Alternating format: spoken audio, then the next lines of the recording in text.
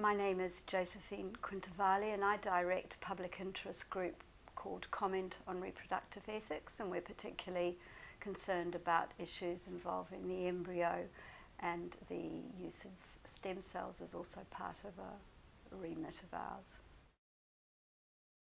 I've been involved in two projects, Learning to Love the Grey, which dealt with the issues of cloning, and it also looked at some of the ethical concerns about abortion, and Nobody Lives Forever, which was very up to date on the issues involving the use of stem cells.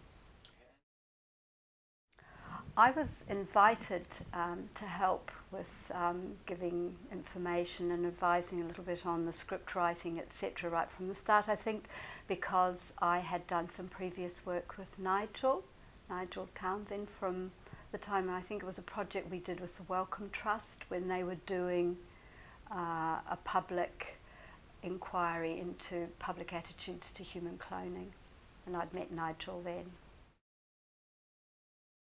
I remember going to the first meetings with the various script writers. You had a number of prospective scripts, and we were asked to read them and to give our opinions as to which we felt was the most successful, which engaged most successfully with the arguments. And then once the author had been chosen, then there were continual meetings looking as the script was developed. I think my role was not an artistic one so much as to advise and to make sure that one was happy with the way the scientific arguments were being presented. I don't come from a scientific background. I'm an English graduate, but I think what's very successful about the Y touring initiatives is that you're engaging very much with the public, and that's exactly what CORE wants to do as well. We don't think that people should be intimidated by science. It's accessible to everybody, and certainly very accessible to school children, which is obviously your target audience, I believe. With Nobody Lives Forever, I think probably the debate was much more lively at the time. There was a very big battle going on, not least because it had become very much a political hot potato as well, whether or not it was appropriate to use stem cells from the human embryo to develop cures for degenerative diseases. I was very anxious from my perspective that the information that was given through the script was accurate, and I admire very much the way Y touring approached this, and there was always a willingness to listen if there was some suggestion that information wasn't completely accurate, and alterations were made, and so I was given every opportunity to question some of the actual script and interpretation. The battle on the stem cell front between the embryo and the adult stem cell had been running for some time, and one did continually meet some of the players from the other side. I really say this most sincerely. I think Y touring gave one of the most objective presentations of the stem cell debate.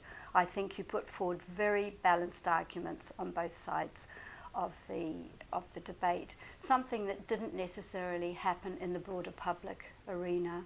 And we often would protest very loudly that the debate in the public had been polarized between a sort of religious bigotry and a very secular utilitarian science, whereas the debate itself really should have been in the middle ground, which was the ground that Y touring engaged in. So very well done to you for that. It's very important for the public to be engaged in these debates because this is about them and about their world, and there is a tendency, strangely, in the modern world to leave science to the scientists, which is quite extraordinary, and the public does feel that science is too difficult, and this feeling is often reinforced by scientists who present material in a not very easily accessible way. They use complicated language. They don't translate it so that the public can understand it. And these controversial issues in science usually become terribly polarized, so there's always a sense of fanatical Luddites versus super deluxe, very intelligent people who speak a language that most of us can't understand.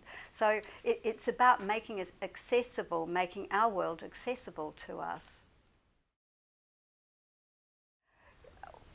When I first was involved with the first performance, the first play, I was concerned, because I have a background in English literature and obviously in theatre studies, how easy is it to write a play to a theme? You're given a subject, now write the play. It did seem to me to be counterintuitive to what I consider good theatre. But then I thought about it and thought, no theatre is good as if there isn't a message, if there isn't something that somebody's trying to say. The problem here is, of course, that you're not reaching the kind of conclusions that plays usually take you to. You never leave a play with a complete conclusion, but this kind of debate approach leaves you with less conclusion than you normally get from a theatre piece. But I think all credit to you. There was never any feeling that anybody had taken sides, that you were pushing one side more than the other. And I suppose in a way the conclusion comes, as ever it does, from the member of the public, in this instance a school child, and what they think and what they conclude from it. So you probably know more about the conclusions of your audience than I do, and I would be interested in the long run to find out whether they, well, you would do votes afterwards. I know that you had your voting system. I think perhaps people go away and think more carefully about their subjects, know more about it, and so when it comes up in the news or in the papers, they probably follow it better than they did before. The issue what I gained from this program, and quite honestly, I do go around a lot telling people that this is the way to do it, is that I think it's highly professional, the work you do. I was very, very impressed with the quality of every aspect of the work, from your website material to your stage props. The acting was first class, etc. Often you do see things, but then the actors will be a bit amateur, or the scenery will be not up to scratch. Every single thing that you've done with the work that I've been involved in was of the highest level of professionalism, and so I think that's very creditable too, and it shows great respect to your audience too. You weren't giving them just a homemade kitchen, produced in the kitchen effort. It was really proper professional theatre work, and children do live now very much in a visual world. This is the way they communicate, and I notice you're doing a lot more online too now than you did originally. I suppose for some children there's a thought too that they probably don't go to the theatre very much, and most of the communication they have it's certainly going to be visual, but the idea that they're actually seeing theatre, I think, is very good too, and I hope it encourages them to see theatre as an art form that's not dying, but that we must encourage and we must support. I think the sentence that sums up why touring for me is that it's fair, it's professional, it's informative, and it's lots of fun.